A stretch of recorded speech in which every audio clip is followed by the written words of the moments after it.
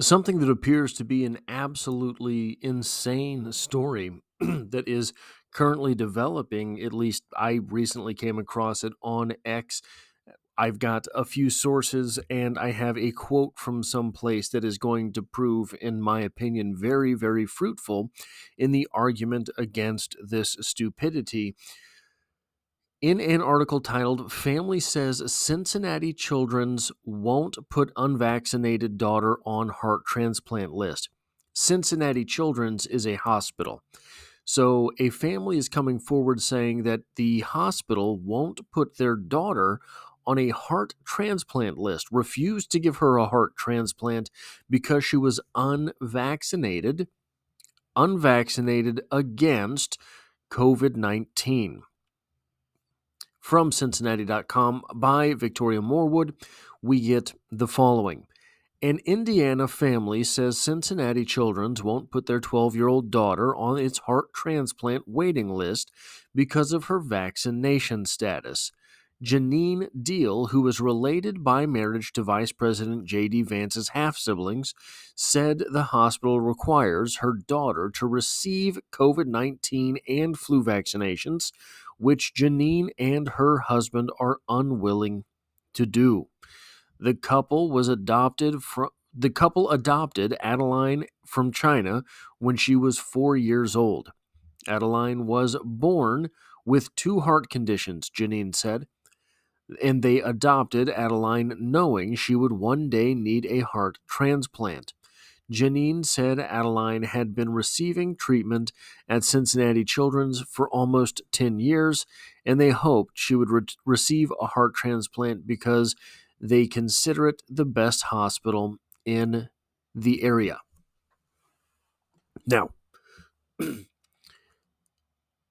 outside of the absolute asinine nature of saying that someone has to be someone who is young, and we are left to believe outside of a heart condition, relatively healthy, and I know that is a large caveat, but it is a caveat worth mentioning. Outside of that condition seems healthy and able-bodied, would seem to be outside of the sphere of individuals who is seriously at risk from something like COVID-19. I have another quote for you. I got this from the NIH, from NIH.gov. I don't know if I'm allowed to say this on YouTube. There are conflicting reports, but recent studies have, this is from NIH.gov. Recent studies have suggested an increased incidence of myocarditis and pericarditis following mRNA vaccinations for COVID-19. That might be a reason someone doesn't want to get that vaccine. Someone who is educated about the side effects and their own status, whether or not they want to get that vaccine. That's not the only reason that this is absolutely pertinent to this story. Perhaps you see the blunder afoot, or a heart. This little girl has heart problems. This specific vaccine is cited from the NIH itself to cause myocarditis, a heart calamity, a heart issue, a heart irregularity. So, you're telling an individual who has heart issues that unless they get a shot that can cause heart issues, they cannot receive a heart transplant. This is so with Elon Musk and Doge. I've been keeping up with that story pretty heavily because it's just absolutely inane, some of the things that Elon Musk and his team are finding. This is not that. This is not rigmarole. This is not simply some box somewhere that has to be ticked. This is not that. This is a legitimate and evil decision that someone has made. There is someone somewhere who's deciding this thing, and I hope that that ignominious fool has to understand that people all over the intelligent world know that they have made this decision. We might not know who you are, you ignominious troll, but we know you exist. We know that you are a bad person, and we hope that you cannot sleep at night. Making a decision like this about someone else's daughter's life because you, what, fancy a vaccine? Perhaps you're an investor? I don't know the case. I can't imagine a case good enough to make me tick this box. I cannot imagine it. But we have some things from Twitter/X, from libs of TikTok. They have the video from the local news source. Cincinnati Children's Hospital denies a heart transplant because she isn't vaccinated for COVID due to religious beliefs.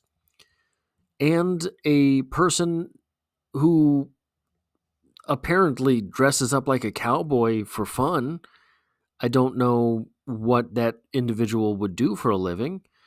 I do know that, judging by the emojis here, this individual probably also owns a butt plug with a tail. This person says Cincinnati Children's Hospital is making the right decision. There are precious few organs available, and patients who aren't vaccinated are the medical equivalent of a cirrhosis patient who won't stop drinking. That makes no sense.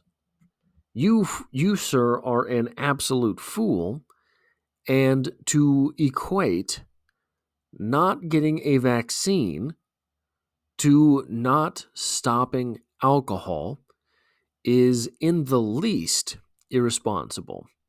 At the most, you are an evil individual who will justify anything. Again, ignominious, absolute childishness. And this from a person named Gabe. Cincinnati Children's Hospital has already been in the news a lot recently, practicing medical procedures on 4-year-old children as young as 4 years old, taking money from sex toy salesmen, keeping parents in the dark about their children's health, and now denying kids heart transplants because they have a religious exemption from taking the vaccine. Now, I cannot corroborate the veracity of this individual's claims about Cincinnati Children's Hospital. What I will say is that simply by the contextual evidence, these would be weird things to make up if there were not a shred of truth beside them. This is, again, a place where politics seem to have crept in to our everyday lives. I am someone who enjoys being apolitical. I wish I didn't have to take part in this conversation. It would be so much more interesting to me if these things just sort of worked out and common sense won the day. For too long in my life, I have said, yeah, common sense will win. I was, years ago, a never-Trumper. I was someone who thought, there's no way that'll ever happen. Then it did. And for years into Donald Trump's first term in office, I thought, well, that's it. We've nerfed the world. Nerfing the world means that you've won. Nerfing the world means that there's no one who can get into that office and screw things up. In my mind, at that time, surely, if even Donald Trump could not screw things up for the United States badly enough to make a difference in my life as an individual, none of it matters because we have nerfed the world to the point where we're just on cruise control, baby. We are rolling out the turns until the end of game. And then Joe Biden happened, and it became very clear to me, oh no, we haven't nerfed anything. Everything can suck real fast, real bad. I apologize that I was too asleep for too long. And wow, how these things have taken over. I got my bachelor's degree. All I wanted as a kid, I wanted two things. I wanted a truck and I wanted to go to college. The moment I graduated high school, I had the money saved to buy a truck. And I was working my way through community college until I afforded myself the opportunity to go off to a university. I was way older than most of the people in all of my classes. Kind of embarrassing to be that guy. What was more embarrassing was how absolutely worthless my education was, because all I did was have to sit there and listen to lectures about feminism, listen to lectures about Andrea Dworkin, all of these things, all of these absolutely asinine stuff that was so useless, so worthless, so ill-conceived and poorly designed. And I just had to take it. And I would argue, right? I would call my professors racist themselves, sexist themselves, etc. And I'd pick up my B and I'd pick up my C letter grades. I don't mean anything else by those initials.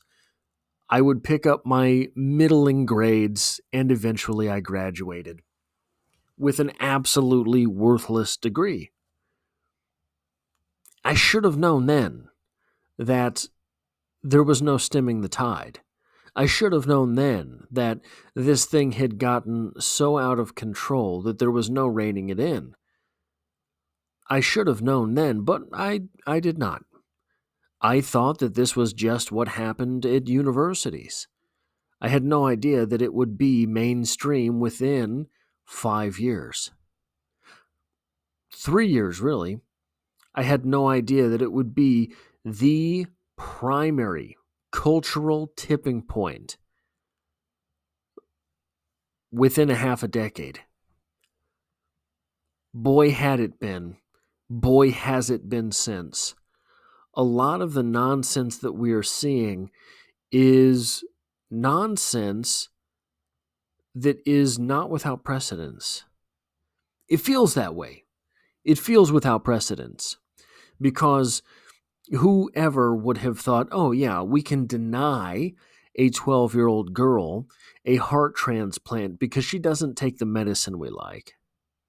Because 5 years ago, there was this thing that we told everyone they had to do, and if they decided not to do it, we tried to punish them very harshly. We're going to tell a 12-year-old girl, that bum ticker you got, tough luck. We're going to tell a 12-year-old girl that the failing heart inside her chest has to get exposed risk in order for us to even consider doing anything to help her. What an absolutely wild thing to say or suggest.